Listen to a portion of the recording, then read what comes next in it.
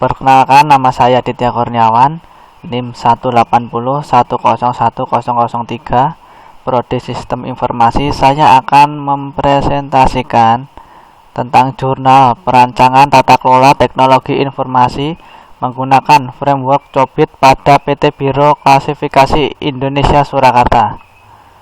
Pendahuluan. Saat ini teknologi informasi tidak hanya digunakan sebagai faktor pendukung dalam perusahaan, tetapi juga sebagai bagian dari strategi bisnis perusahaan.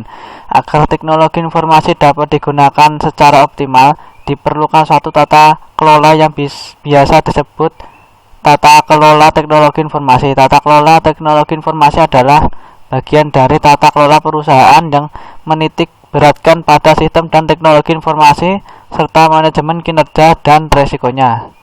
Tata kelola teknologi informasi mempunyai banyak sekali standar tools yang dapat digunakan. Salah satunya adalah COBIT atau Control Objective for Information and Related Technology. COBIT Framework menyediakan ukuran, indikator, proses, dan kumpulan praktik terbaik untuk membantu perusahaan optimal dari pengelola teknologi informasi dan mengembangkan pengendalian terhadap manajemen tata kelola teknologi informasi yang layak untuk suatu perusahaan atau organisasi. Landasan teori COBIT Framework.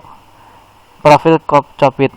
Control Objective for Information and Related Technology atau COBIT adalah sekumpulan dokumentasi best practice untuk IT governance yang dapat membantu auditor atau pengguna atau user dan manajemen untuk menjembatani antara risiko bisnis, kebutuhan kontrol, dan masalah-masalah IT.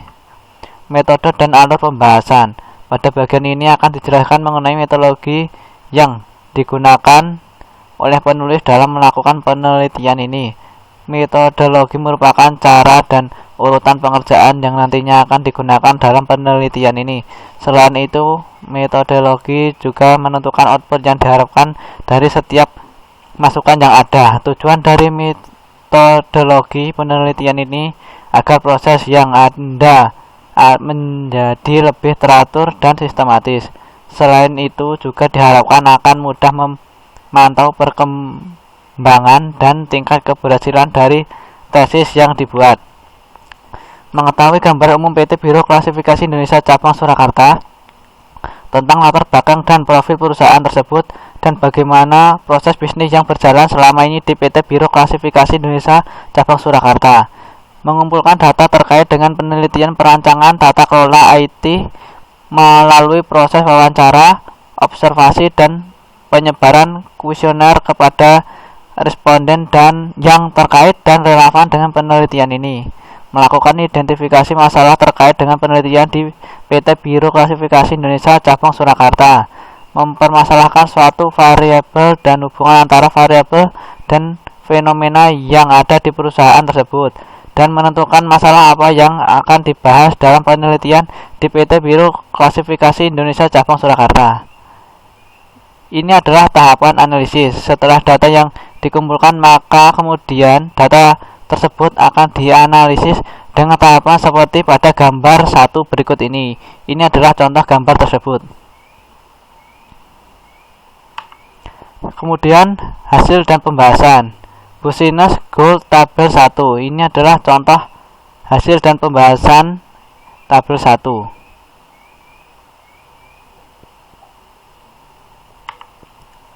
IT Goals tabel 2. Ini adalah contoh tabel 2.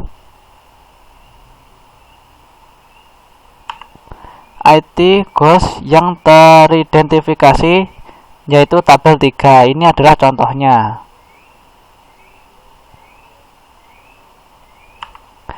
Kesimpulan. Domain plan and organize sebanyak 3 proses, yaitu proses PO1, PO7, dan PO10. Domain acquire and implement sebanyak 2 proses, yaitu A13 dan A14.